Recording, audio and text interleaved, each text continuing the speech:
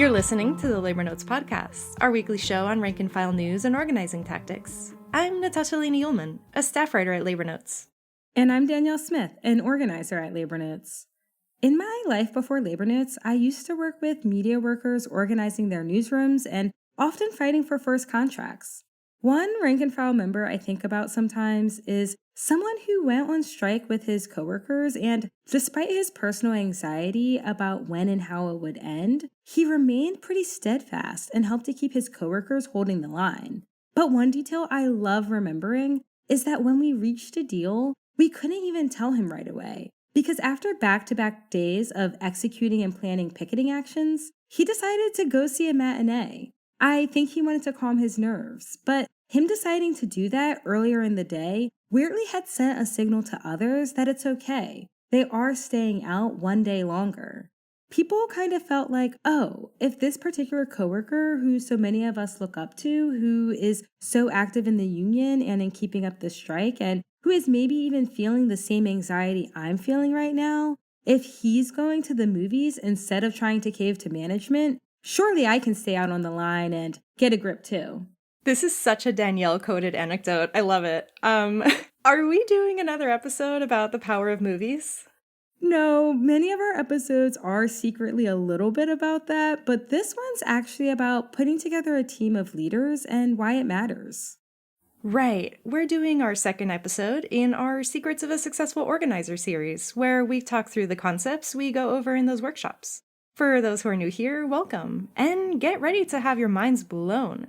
Reading the Labor Notes book of the same name was honestly so important to my organizing journey. I always joke that I sound like a cultist when I talk about it. In my early years of organizing with coworkers, I kind of used to look at it as a question of, are you with us or are you against us? Or I would sometimes wonder why moral arguments or appeals to self-interest weren't enough to move people. But Secrets opened up a whole new window into the kind of strategy that works, and it helped me see that the organizing problems I was running into were actually pretty common and not specific to my coworkers or workplace. Totally. And with these pod episodes, we're tracking the format of the online series, which takes place over 3 sessions, where we cover the topic of beating apathy in the first session, growing your leadership team in the second, which is this one we're doing right now, and turning an issue into a campaign in the third, which will run next week. We ran the first episode in this secret series last week on beating apathy. If you haven't already, check it out. It's linked in our episode description. And today, we're talking about growing your leadership team, sometimes known as assembling your dream team. And we have our coworker, Sarah Hughes, back with us. Welcome back, Sarah. Glad to be here. Sarah, want to take us through the highlights of what we cover in this session? Yeah, so in this one, we think about the ways that our coworkers already know and have relationships with each other. And there are people who are naturally leaders in those networks and relationships. We talk about why it matters to have good leaders in a campaign and what those people have in common. We explore questions like, how does it help us to build power when we learn about existing workplace structures and relationships? And we think through scenarios, like if you had to do a sticker day action, for instance, which is when everybody wears, we say a sticker, but it could be a button or a t-shirt or something, change your Zoom background, where you had to get all of your coworkers to do something for a whole day on fairly short notice in some sort of protest in response to something that happened at work. Where would you start and why? Who do you think you'd have a harder time reaching? Who would you need to talk to about why you're doing this? Let me guess. You're supposed to throw the stickers on a table, send an email, and then hide without talking to anyone. And then classify everyone in the shop as hard to reach. Unfortunately, that's where a lot of us sometimes start in our organizing. Or a lot of people, say, well, I'll put them out and people will just do it. And that's not necessarily true or realistic. But some people have examples of how they were able to reach others in their own networks or in some workplaces. Maybe people have a really thriving steward network or other representatives who would be able to reach a large number of people for this type of ask. Will you wear the sticker? This is why we're doing it. Do you have any questions about why we're doing it? Do you have any fears about why we're doing it? Can you ask someone else to join you? Thinking through this scenario helps us realize you can't just plan an action on your own or through sheer force of will. You need to have a plan and a strategy and people who can execute it. So it means knowing what connections people already have in your workplace and having leaders who have the trust and goodwill and relationships to reach people quickly and effectively. I think when we think about this, like, oh yeah, if someone that I trust at work, who I don't think does a whole lot of risky things, says, hey, it's really important to wear this sticker today. I'm wearing it. Will you join me? Do you have any questions? That's a really different calculus than just like having a sticker show up in my mailbox and getting an email that says, hey, everybody, we're doing this. So I've got another question for you both, kind of a twofer. Who would you bring into a leadership role on a workplace committee? And who would you not bring? Something I've learned is that a leader isn't just someone who loves the union, although it certainly can be, but it's someone who can move members. That might sometimes even be a union skeptic, so we have to kind of know the cast of characters we're working with.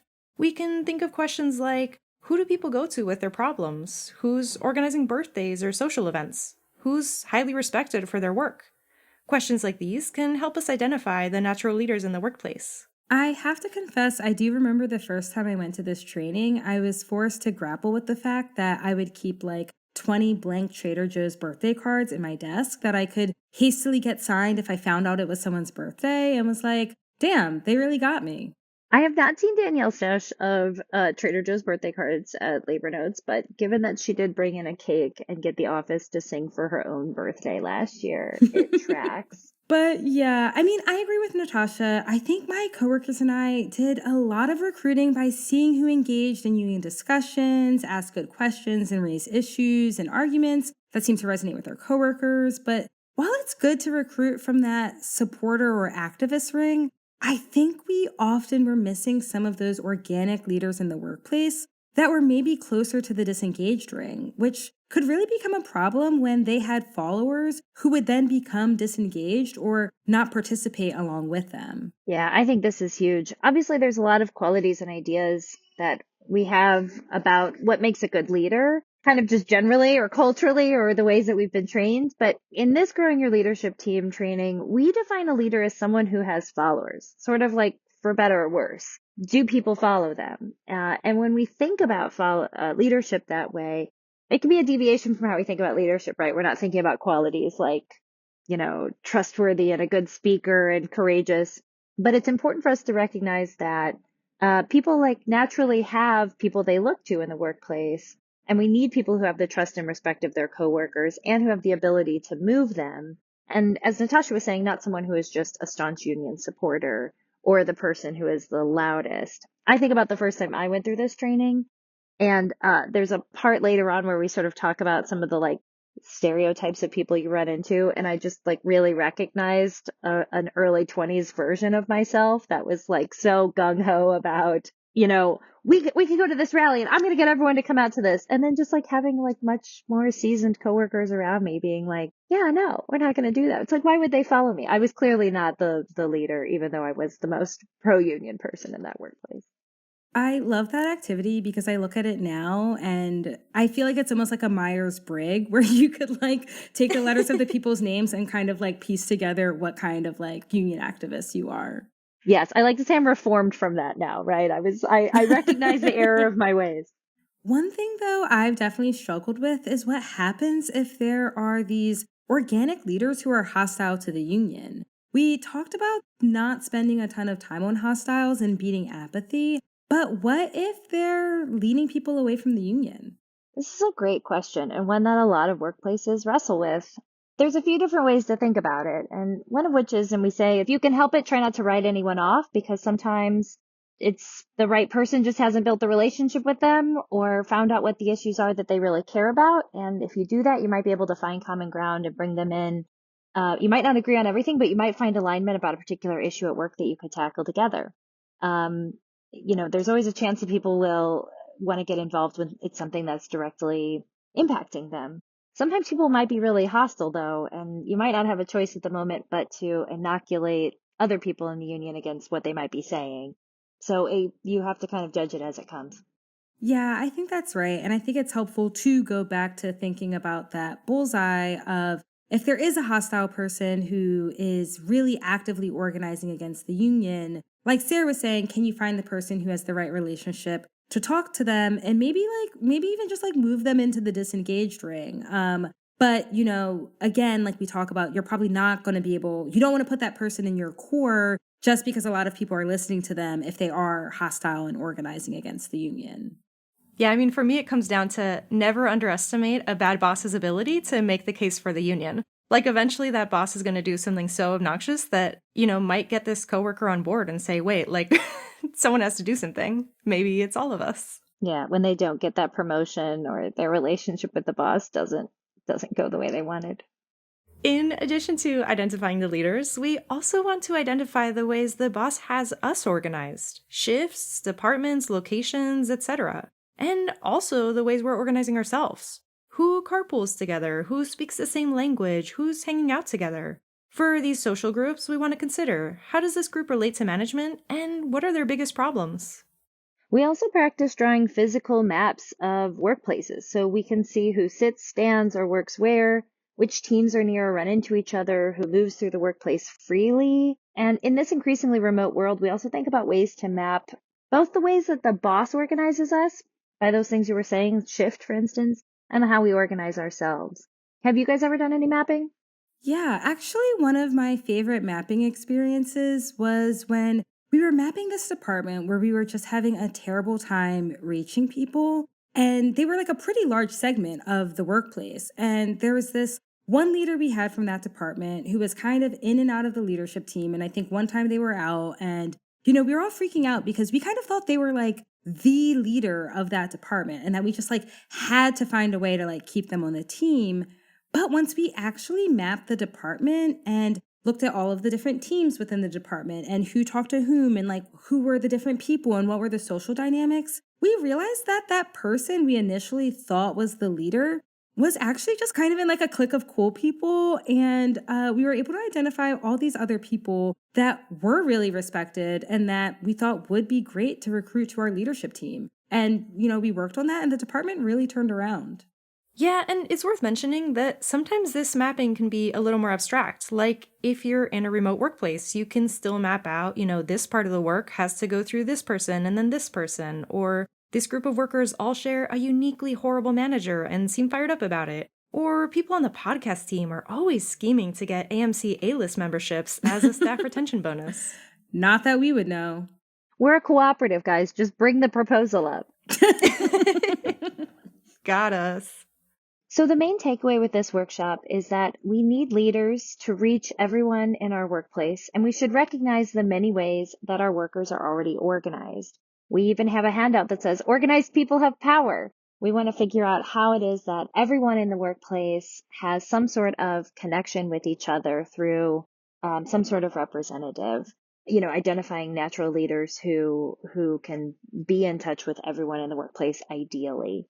And when we do that, when we're able to have leaders who are in touch with members and we're able to bring those leaders into conversation with each other, that's how we start to build the kind of democratic structures that help us figure out what are the issues that our members are experiencing and how do we bring people together to decide the steps we can take to solve those problems and change the balance of power at the workplace. So that's the second part of our 3-part training. And you'll remember we talked about beating apathy last week, which is the session that we use to kind of think about the political analysis we can apply to our workplace. We want to think about, where do our coworkers fall on that bullseye in terms of being, involved in or engaged in the union, whether they're in the core, supporters, or activists. We think about what that means for our power in the workplace, how the boss sees us, how we understand our own power. We think about why people might not be getting involved naturally. Like, we think about how we solve problems, and it becomes clear that just relying on things like grievances isn't always enough. So why aren't people clamoring to get organized all the time? And we understand that that's because we're being actively disorganized. Our bosses use things like hopelessness and fear, confusion, division, and it's our job as organizers to help people overcome that by building relationships, getting to know each other, and starting to take those first steps together to building our power. So now that we've taken those first steps, we understand what it means to relate to each other in that way. Now we've talked about how we're going to understand the bigger structures of how people relate to each other in the workplace, make sure we're finding leaders who can represent everyone and who are serving in a leadership capacity. And then in our next session, we'll be able to talk about, okay, now that we've pulled those pieces together, how are we talking about what are the things people care enough to fight for? And how do we build a campaign to effectively challenge our boss and build more power in the workplace? Thanks again, Sarah. That's our episode. Send in your organizing questions. We would love to play them or read them on the pod and answer you. Email us at podcast@labornotes.org. Please rate us or leave us a review on Apple or Spotify. If you are listening to us on Podbean at labornotespodcast.podbean.com, please download our episode. We've got our next What to Do When Your Union Breaks Your Heart workshop coming soon on March 5th. This time, we'll be hearing from union sisters in the building trades. Sign up now. You don't want to miss it. The Labor Notes podcast is produced by Natasha Elena Ullman, Sindhu Sundar, and myself. Our title music was written and performed by our coworker Keith Brower Brown. See you next week. Solidarity, y'all.